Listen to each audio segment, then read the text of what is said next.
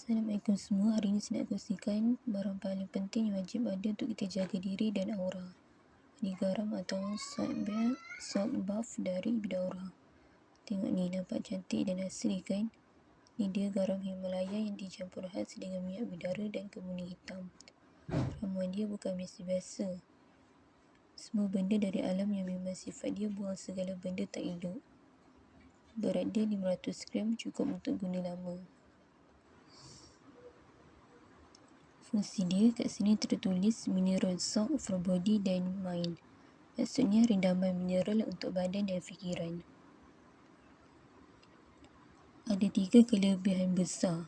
Detox semua segala kotoran, tenaga negatif dan gangguan yang melekat kat kita. Relax, menenangkan hati, hilangkan penat, hilangkan gelisah.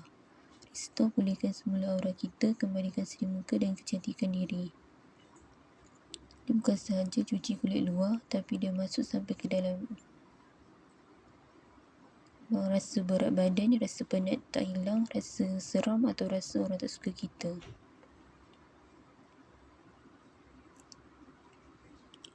Cara guna yang betul.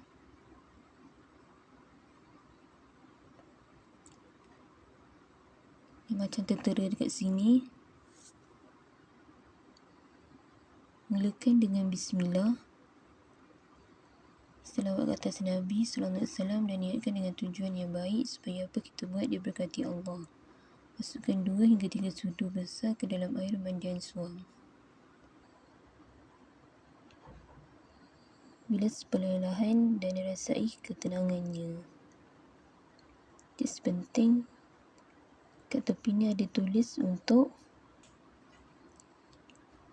kesan lebih baik guna dulu garam ni, lepas tu baru guna pencuci badan lain.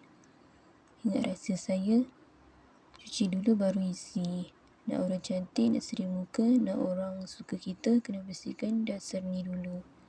Lepas ni baru pakai mandian bunga atau minyak wangi, baru nampak berseri ganda 2.